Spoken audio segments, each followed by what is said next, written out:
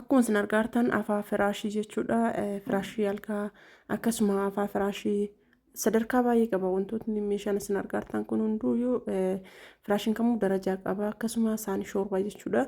Akkuma isin argartan kanatti maashaallah saanii shoorbaa kanallee abadde isinii dhufee jira. Garaagarummaa bareen gaddaatii fi baranaa jidduu kan jiru osoo isinitti himee baay'ee hin amantan jechuudha. Maashaallah assalamu alaikum warahmatullahi wabarakatuh. Shamarka fuunee jaalatamtootaa fi kabajamtoota uummata Oromoo jirtu bakkuma jirtanitti nagaa fi kabajaan kenna. Kan onnee qulqulluun naammaddee isin biraa gahu bakkuma isin jirtanitti isiniin jedha. Shamarka fuunee warroonni kiristaanaallee amantii fi kutaadhaan osoo hin qoodinii saanii shoorbaa kana akkuma isin argitan kana saanii shoorbaa isinafuu argartan kana jechuudha. Saanii shoorbaa jahaa fi kidaanii guddaa tokkoo fi akkasuma cilfaa fi maankaa mataa isaatti qabachuudha. As biratti akkuma isin argartan kana saanii guddinaallee keessa kaa'anii yookiin ammoo saanii biffee waxii biffeetti baasan jechuudha. Isinitti mul'isaa jira. Akkuma isin argartan kana jechuudha saaniin waxii biffeetti baasanii kun maashaallah karaa isin barbaadanii fi diizaayinii isin barbaadanii jiru jechuudha. Akkuma isin argartan kana maashaalladha. Namoonni ajajachuu barbaadan ajajadhaa isiniin jedha. Meeshaan keessan waluma duraa duubaan isinii baha. Namoonni baay'een Ramadaanaaf meeshaan haaroftii malfaatu seenii warri naan jettan xinnoo qabadhee isinii fidee jira jechuudha. Meeshaan Ramadaanaaf yeroo baay'ee seenu keessattuu saanii shoorbaa fa'a jechuudha. Saanii shoorbaa fa'a akkuma isinitti argisiisaa jiru. Garaagarummaa baranaa fi bareen gaddaa jiru lamaanii isinitti himee ture. Bareen gaddaa kuma torbaanillee kuma jahaanillee bitaa turre jechuudha. Kuma jaha dhibba shanillee bitaa turre garuu bara baranaa kana kuma 13 jechuudha. Bareen gaddaa kuma jahallee ture kuma torballee ture bara baranaa garuu kuma 12 akkas galee jira jechuudha. Warroonni bitachuu barbaadanii fayyachuu barbaadan ajajadhaa isiniin jira. Baay'ee waddadeera jechuudha. Akkuma isin argartan kana burcuqqoo wayinii yookiin jookii wayinii kanallee jechuudha. Akkuma isin argartan kana maashaalladha.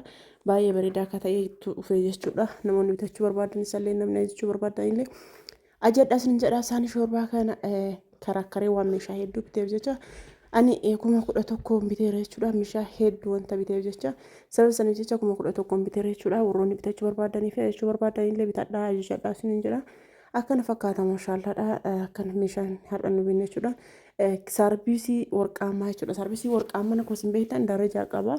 Aynata qaba jechuudha. Sarbiisii warqaamaa sarbiisii ta'e qofaaf osoo hin taane sarbiisiin darajaa qaba jechuudha.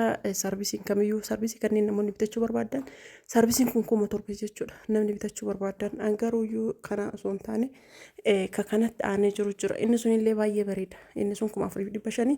Sarbiisiin kunniin immoo kuma 7 jechuudha. Ulfuudhinsi isaa baay'ee dhagama. Baay'ee ulfaata jechuudha.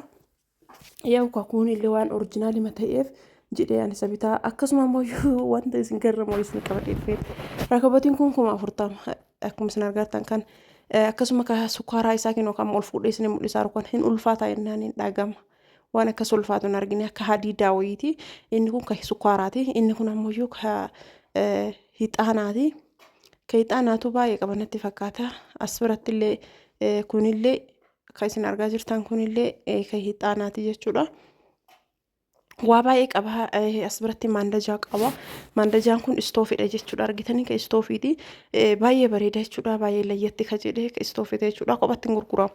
Rakabotii kana waliin gurguramu. Rakabotiin kun waa baay'ee qaba. Akkasuma immoo ka hixaanaa wayiitu jira. Baay'ee dheeraa tokkotu jira. Inni sunillee ka hixaanaati. Rakabotiin ammoo olii galli isaa akkana fakkaata. Kuma 40 namni bitachuu barbaadan bitachuu ni dandeessanii isiniin jedha. Gatii rakabotii 2 bituu jechaadha.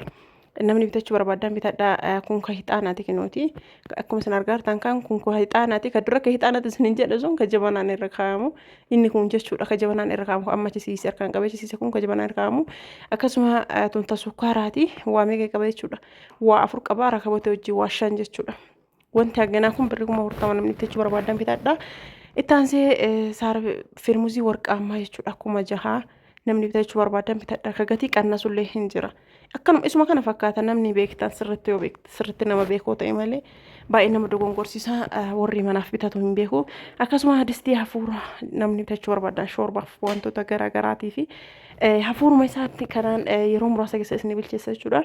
Namni bitachuu barbaadan bitadhaa isiniin jedha. Litiriidhaan jira. Akkasuma kan kookisii kun jechuudha. Aynata baay'ee qaba. maqayyaraa shan qaba jechuudha. Akkaataa itti qayyaramuun illee kinooti as bira isin mul'isaa jira jechuudha mucaan. Tokko irraa qayyaree lammaffaa itti deebisaa jira jechuudha. Lammaffaa kanallee akkana itti deebisan. Ka jalaa kanoo qayyartan ka gubbaa kunneen illee walumaan qayyarama argitanii. Sadaffaa qayyaraa jira shan qayyaaree shan qaba jechuudha. Ka irra jiru kana malee qayyaaree shan qaba of biratti jechuudha. Argitanii ka jalaa kanatti gootan ka jalaatillee kanuma ta'uu qaba malee ka gubbaatiif ka jalaa garaa ta'uu hin qabu jechuudha. Akkuma isin argartan kana kinooti as biratti qayyaaree shan qaba isiniin jedheera. Ka irra jiru malee ka irra jiru hin laakkamu isa wajjin waan gurguramu jecha qayyaaree shan qaba. Namni bitachuu barbaadan kan kookisii kunillee bitadhaa isiniin jedha. Kookisiidhaaf akka saambusaa qirxii saambusaallee ka saambusaallee hin qaba jechuudha. Argitanii saambusaallee isin hojjeta. Ka saambusaa turaa hedduutu jira. Namoonni bitachuu barbaadan bitachuu hin dandeettanii isiniin jedha. Ishee namni bitachuu barbaadani bitachuu hin dandeettan kin akkuma asirra jiru qirxii shan qaba isin jedha. Qirxiin shananuu kin asirra mul'ataa rukaan argitanii qirxiin shananuu asirra mul'ataa rukaan kan inni hojjetu kanneen innillee as bira jira jechuudha. Kinuti doonaatii waa hunduma isaatu hojjeta jechuudha. Kan akka qaraasanii miidhama jijjiirame layyattee dhufe wanti kamuu qaqayyaramaa dhufaa mire asirrillee kinoo hin jira. Inni tokkochi shan qaba jedhee kinuti faayidiin waan kan jedhu kan kinoo asirra jira jechuudha. Namoonni bitachuu barbaadan bitadhaa isiniin jedha. As bira maankaa sukaaraa kun kophaa isiitti gurguramti firee kudha lama jechuudha. Fireen kudha lama firee kudhan jechuudha. Kudha lama ifama firee kudha lama fireen kudha lama kun akkuma fireen torbaa kun akkuma argitan kana birrii 750 jechuudha. Fireen torbaa birrii 750 jechuudha. Namoonni bitachuu barbaadan bitadhaa isiniin jedha. Baay'ee bareedee iddoo bareedee jechuudha. Keessattuu namni rakabooti Dubaayii qabu martuu osoo dhabuu baatee baay'ee namatti tola. Akkasuma makarajiin kunillee haaraa dhufeera waan isin garramu. Ani lumuxiidhaan biteera jechuudha. Baay'ee natti tole kaleessuma argee jechuudha. Viidiyoo kanallee kalee waraabee tokko kanuma ta'ee lumuxi achi aanu isaan ta'ee garaa keessaa maxalayaa qaba.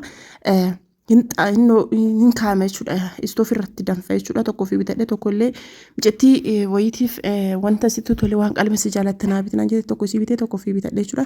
Namoonni barbaadan isallee bitadhaa gatiin isaa birrii 2,100 jechuudha. Taansii firaashii algaa firaashii lafaati firaashii algaalee namoonni barbaadan haala kanaan qabannis dhiyaanne irra jechuudha. Namoonni baay'een waa'ee firaashii irratti gaafinaa dhiyeessaa turtanii akkasuma firaashii kana isiniif fidee jira. Firaashiin kamuu darajaa qaba.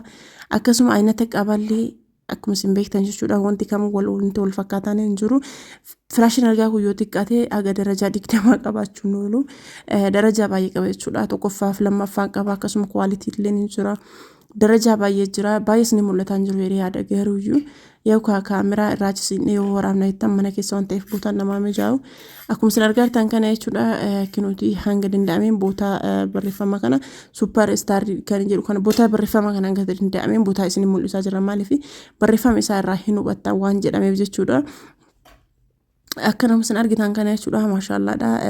Firaashiin kamuu darajaa qaba. As biratti jechuudha. Firaashii Itiyoo kuni jechaadha. Ka isa ga'u inumaa hin jiru. Firaashii afaa jechaadha. Firaashii afaa kama isa ga'u inumaa hin jiru. Ka duraan bitaa turrellee hin caala jechuudha. Sababni isaa firaashiin kamuu darajaa qaba. Firaashiin diddiimaan kun waan diddiimate babarruu ta'eef qofa walqixa ittanii hin amaninaa isiniin jedha. Nagaatti toraa bula.